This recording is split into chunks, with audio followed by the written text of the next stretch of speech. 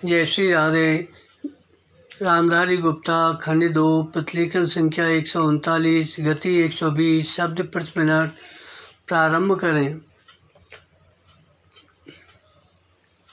भाइयों और बहनों, मुझे आज यहाँ आकर और ग्रामीण प्रबंध संस्थान के दूसरे दीक्षांत समारोह में शामिल होकर बड़ी प्रसन्नता हुई है। ग्रामीण प्रबंध संस्थान की स्थापना हमारी विशाल ग्रामीण अर्थव्यवस्था की प्रबंध संबंधी ज़रूरतों को पूरा करने के लिए की गई है। मैं इस संस्थान के प्राधिकारियों को मुबारकबाद देना चाहूँगा, जिन्होंने इस संस्थान की स्थापना के 2 वर्षों में ही अग्रणी कार्य किया है। मैं उन छात्रों को भी बधाई देना चाहूँगा जिन्होंने यहाँ सफलतापूर्वक अपनी ट्रेनिंग पूरी की है और जो अब व्यावहारिक ज़िंदगी में कदम रखने जा रहे हैं। यह संस्थान अपनी किस्म का पहला संस्थान है जो युवा स्नातकों को पूरी तरह से ग्रामीण प्रबंध में व्यावसायिक शिक्षा देने का काम करता है। विराम।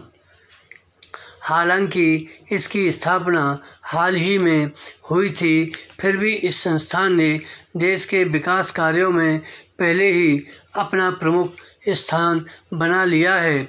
मुझे ये जानकर बड़ी खुशी महसूस हो रही है कि यह संस्थान ग्रामीण क्षेत्र में उत्पादकों के संगठनों के प्रबंध को व्यावसायिक रूप देने की कोशिश कर रहा है। विराम।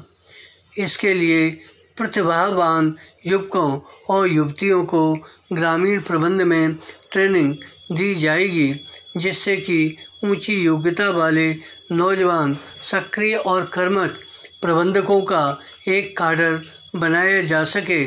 इसके लिए प्रबंध कार्य में लगे मौजूदा अधिकारियों की कार्यकुशलता को बढ़ाया जाएगा और उनके सामने जो कार्य संचालन संबंधी समस्याएं हैं उनमें रिसर्च कराई जाएगी। विराम। पैरा।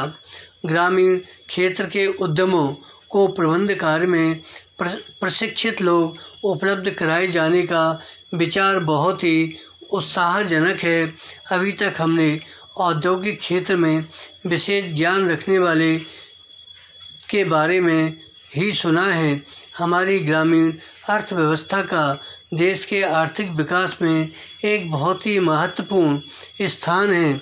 विराम। हमारी जनसंख्या के लगभग 80% लोग जो देहाती इलाकों में रहते हैं, अपनी रोजी रोटी के लिए कृषि और उससे संबंधित दूसरे देहाती पेशों पर निर्भर हैं। इनमें बहुत बड़ी संख्या में खेतिहर मजदूर तथा दस्तकार लोग हैं जो हमारी उपयोग की बहुत सारी चीज़ें तैयार करते हैं। विराम।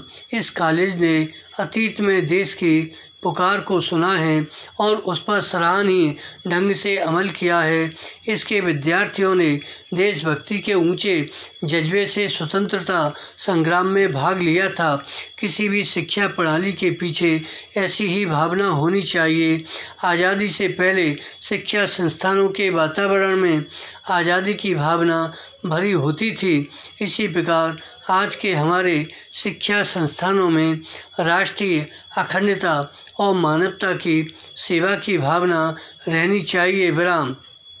मैं उम्मीद करता हूँ कि गुजरात कॉलेज के विद्यार्थी जो आज़ादी की लड़ाई में हमेशा आगे रहे हैं, वे राष्ट्रीय एकता और राष्ट्रीय विकास की कोशिशों में दूसरे लोगों से पीछे नहीं रहेंगे।